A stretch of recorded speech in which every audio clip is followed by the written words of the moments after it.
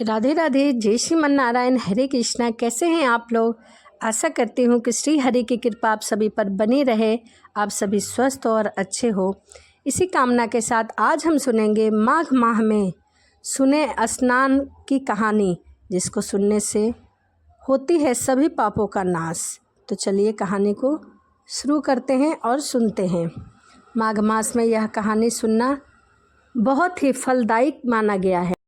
आज आप रसपान करेंगे पापों को नष्ट करने वाली कल्पवास की कथा। पुराणों के अनुसार सभी देवी देवता माघ मास में संगम स्नान के लिए आते हैं। माघ का महीना अत्यंत ही पवित्र माना जाता है। इस माघ में नित्य नियम से स्नान करने और कल्पवास करने से श्री हरि की कथा श्रवण करने से मनुष्य को स्वर्ग की प्राप्ति होती है, और जिसने कल्पवास किया है तो उस मनुष्य के समस्त रोग दूर हो जाते हैं। व्यक्ति शरीर आत्मा से नवीन हो जाता है। प्रिय भक्त गणों, माघ मास में कल्पवास करने का सबसे बड़ा पुण्य है। कल्पवास अर्थात कुछ काल के लिए नदी तट पर या संगम पर कुटिया बनाकर रहना और साधु संतों के साथ व्रत करना, स्नान करना, तप करना, सत्संग करना, दान करना, यह सब कल्पवास कहलाता है। तो प्रिय भक्तों, जो भी भक्तगण इस कथा को पूरा सुनते हैं, पूरा श्रवण करते हैं, उन्हें श्री हरि विष्णु दयानिधि भगवान की असीम कृपा प्राप्त होती है। क्योंकि माघ मास में कथा श्रवण का विशेष महत्व है। तो आप सभी भक्तगण कथा को बड़ी प्रसन्नता और ध्यान लगाकर चित्त मन से अवश्य श्रवण करें और उसमें बड़े प्रेम पूर्वक भाव से श्री नारायण का गुणगान करें। एक समय की बात है कि देवराज इंद्र का स्वभाव बड़ा ही विलापी था। स्वर्गलोक में सदैव अप्सराओं से घिरे रहने के बाद भी उनको तृप्ति नहीं मिलती थी। एक दिन वो धरती का आकाश मार्ग से विचरण कर रहे थे। तभी उनकी दृष्टि गौतम ऋषि के आश्रम में वहाँ का शांत और अद्भुत वातावरण देखने लगे। इसी मध्य कुटिया से निकलकर गौतम ऋषि की पत्नी अहिल्या वहाँ आई और उन पर नज़र पड़ते ही इंद्र मुग्न हो गए। देवी अहिल्या अत्यंत रूपवती थी। उनकी सुंदरता के आगे अप्सराएं भी नहीं टिक पाती थी।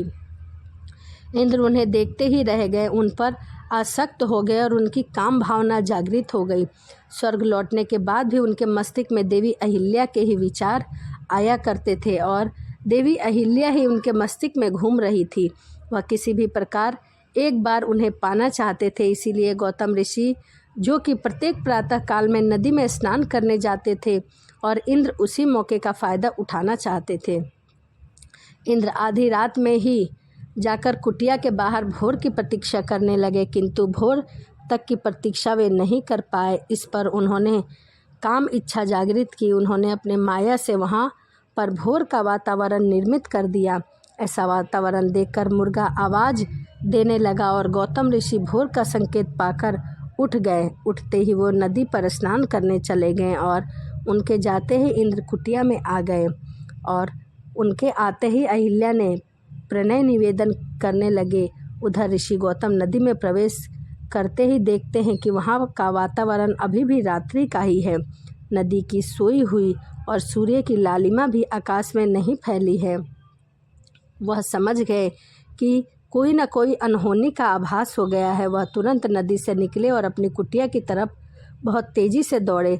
जैसे ही वो कुटिया पर पहुँचे, उन्होंने देखा कि कोई पुरुष उनके ही वेश में उनकी स्त्री के साथ रति क्रियाएं कर रहा है।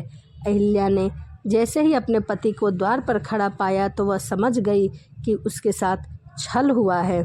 उन्हें ऐसी अवस्था में देख ऋषि क्रोध से भर गए। अहिल्या भी खुद भय के सागर में डूब गई। वह ऋषि के पैरों में गिर गई।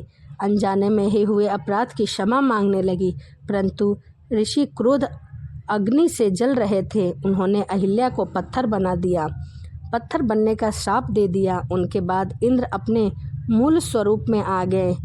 उन्हें देखकर क्रोध में ऋषि ने कहा, अरे मूर्ख, तूने अपनी काम इच्छा से मेरी स्त्री का सात्वित्व भंग कर दिया है। तूने देवों में श्रेष्ठ होकर इतने बड़े पाप को अंजाम दिया है। एक योनि पाने की इच्छा इतनी बढ़ गई तुझ में कि अपनी माता समान स्त्री का तूने भोग किया। यदि स्त्री योनि पाने की इतनी ही लालसा है तो मैं तुझे श्राप देता हूँ कि अभी तेरे सारे शरीर में 1000 स्त्री योनि प्रकट हो जाए। इतने महाभयानक श्राप को सुनते ही इंद्र कांप गए।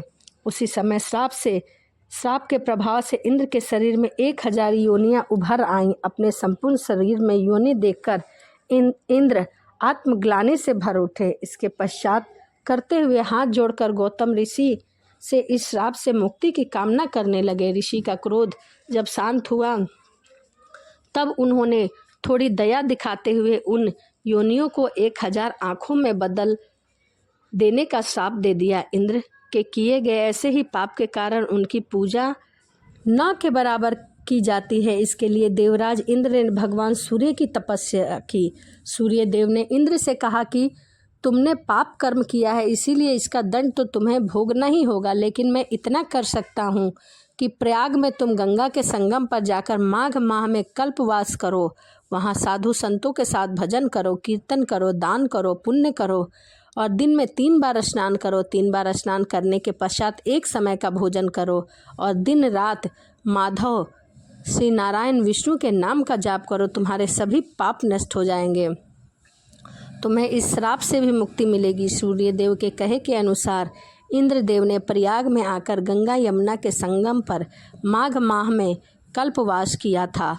कुटिया बनाकर वह वहीं पर रहे और 3 पहर का स्नान किया, 1 पहर का भोजन किया, 3 रात भगवान विष्णु के नाम का स्मरण करते रहे। ऐसा करने से उनके सभी पाप नष्ट हो गए।